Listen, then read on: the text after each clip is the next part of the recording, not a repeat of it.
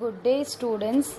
Welcome to chapter number 4, The Freedom Struggle of 1857. History, Standard 8th. Children, in the previous lesson, we have learned about the effects of British rule, the good effects as well as the bad effects. What were the good effects, children? Yes, the good effects were the transport and communication, then the parliamentary law, then we have learnt about the Western education system which was introduced in India.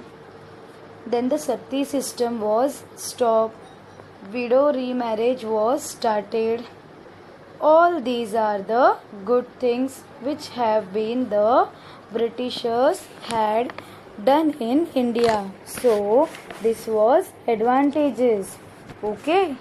While if you see bad things or bad effects of the British rule in India, that was the farmer were bankrupt, the artisans lost their jobs, even many of the industries closed down. So these all were the bad effects. This is what we have learnt in the previous lesson. At the end of the lesson, I have told you that just because of the Western education, the thoughts and ideas of the Indian people were changed. Now they came to know what is the reality and they knew importance of the freedom. So here in this lesson we are going to talk about the freedom struggle of 1857. Now children, if you all know, the freedom struggle of 1857 was the first freedom struggle of India. India would have got freedom at this time only, in the year 1857 only, if at all we were united, if at all Indians were united, the Britishers would have not been able to rule over us for so much year or for long time, correct? Long back the Britishers would have left India, but just because our mistake, or you can say our ancestors' mistake, we can say the Britishers stayed in India nearly for 100 years. Such a long time they ruled over India. So let's see in this lesson what was the first war of independence.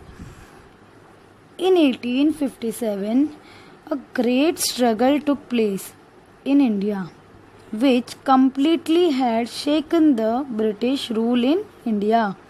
The British also got very much afraid of this. The scope of the struggle and its background was taken into consideration by V.D. Savarkar. Now tell me, who is V.D. Savarkar? Yes, Vinayak Damodar Savarkar. He has stated down in his book called as the Indian War of Independence 1857. Many revolutionaries got inspired by this. You all know what is revolutionary? Yes, those who fought for the freedom of our country. So children, this was your introduction part. Now let's go on to the lesson. Children, before this we have a fact over here. So do you know Paika rebellion?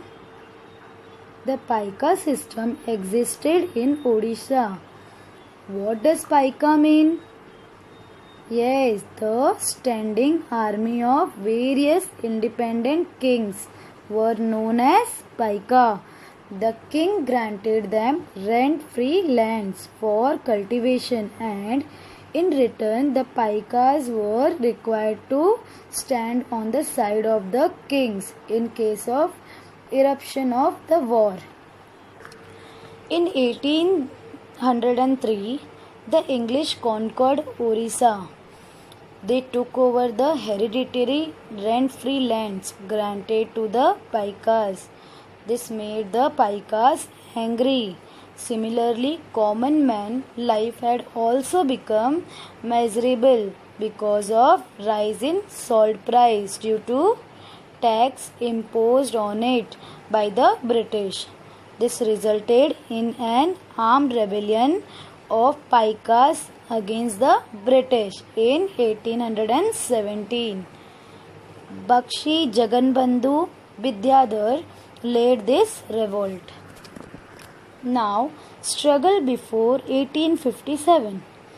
Before studying the causes of struggle of 1857, let's see what happened before that at every place when the British rule was established in India.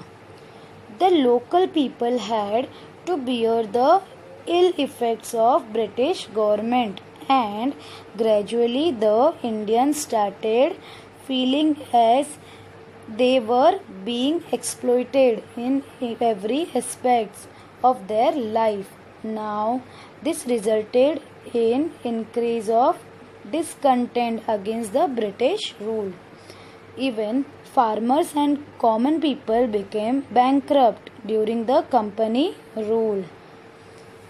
In 1770, there was major famine in the Bengal province, but the Britishers were indifferent and insensitive towards Indian people, and they did not do anything to help them, to help the Indians. Means they did nothing to help the Indians.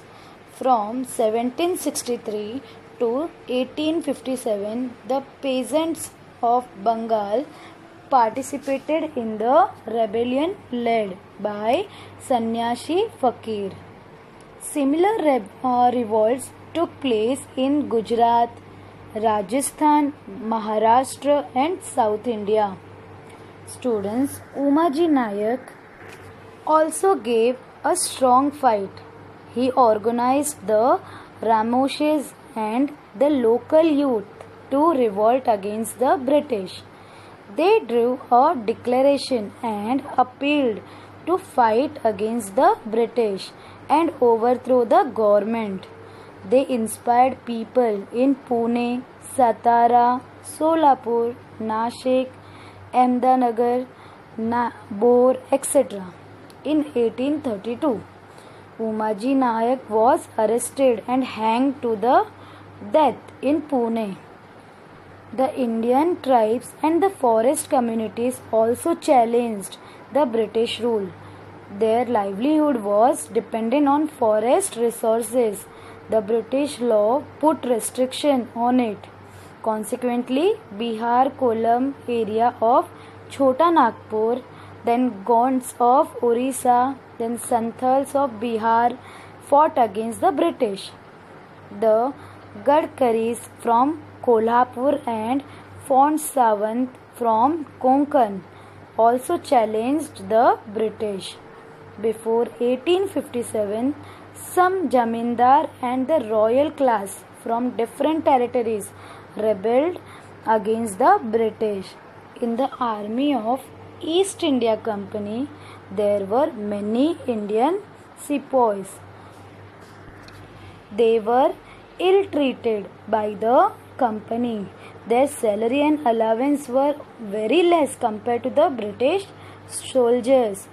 In 1806 at Vellore and in 1824 at Barakpur, the revolt took up a fierce form.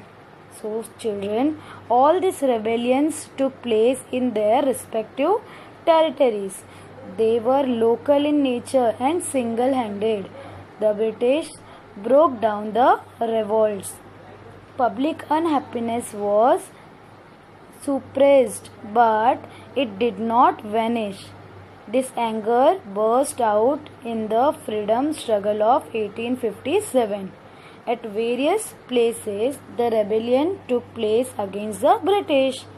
the discontent in the minds of the diverse classes blowed out in the form of this struggle, and its outbreak was in the form of an armed rebellion. Now, what are the causes for the struggle of 1857? We will see. Students, what was the main causes? Why the people wanted this struggle? Why the people needed the struggle? Just think, prior to the British rule, before the British rule, there were many kingdoms in India. Small kingdoms were there in India. Now, if any changes was taking place in the central part of the kingdom, the villages not at all affected by that. It continued smoothly.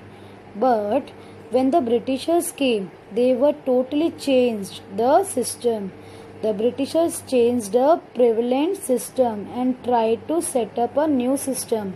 And according to the new system, the villages were also included for all the changes made.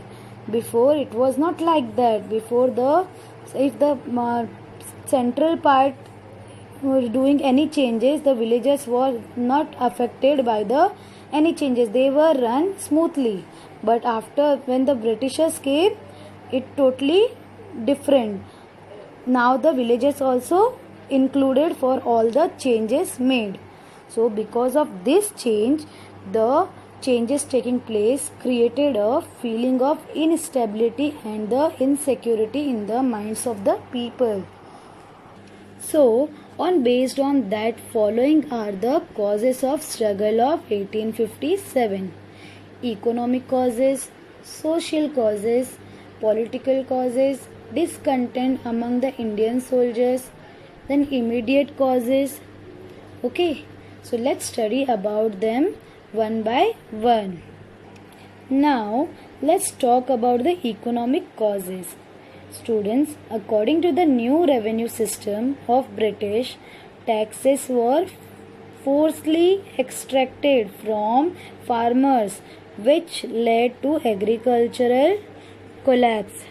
What was the main aim of the Britishers? Do you know? The main aim of the Britishers were gaining profit by selling British goods. Therefore, they imposed heavy taxes on local industries.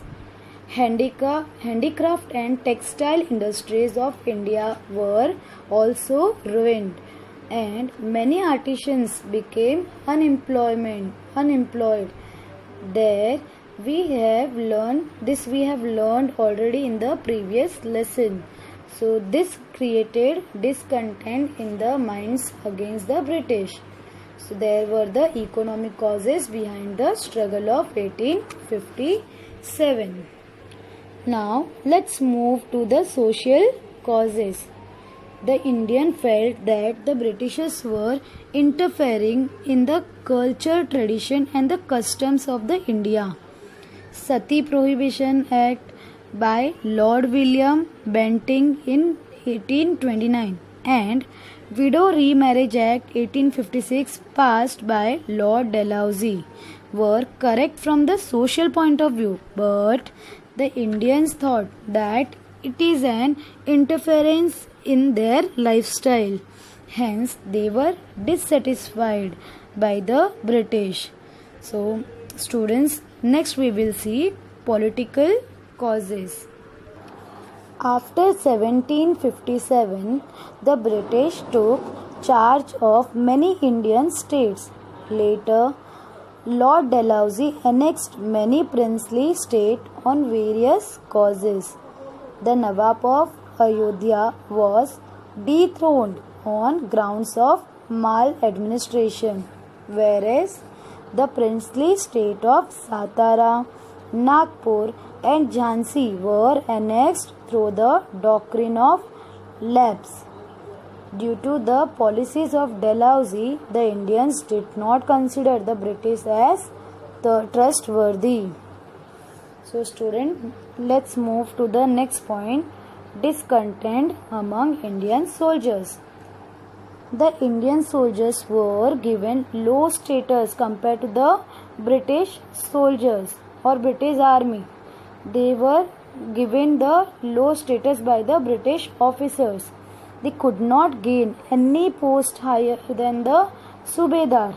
They were paid less compared to the British soldier, and also the allowance were also gradually decreased. Due to these reasons, there was growing discontent among the Indian soldiers.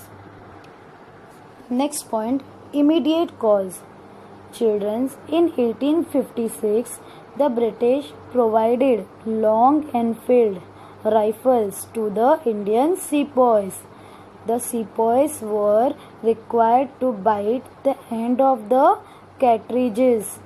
The news spread out that these cartridges were smeared in the fats of cow and pig.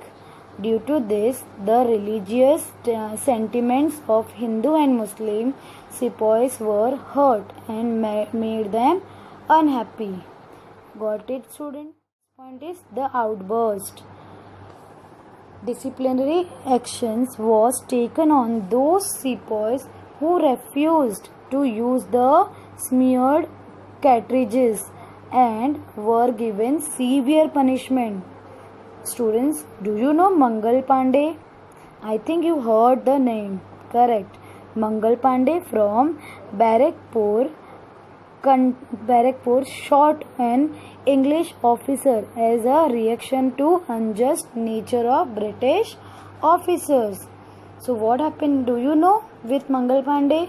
Mangal Pandey was arrested and hanged to death. This news spread like a fire, and the entire regiment of Indian sepoys at Meerut took part in the freedom struggle and marched towards Delhi. Thousands of Indians voluntarily joined them on the way. They handed over the leadership of the freedom struggle to Mughal Emperor Bahadur Shah and proclaimed him as the Emperor of India. So students, these were some events took place in 1857, and we have also studied the causes of the struggle for 1857. Children, that's all for today's session. Hope you all understood everything taught today. Remaining part of this lesson we will continue in the next video. If you have any doubt in the first part, then please note it down and we will discuss when we will meet in the doubt clearing session. Thank you, children.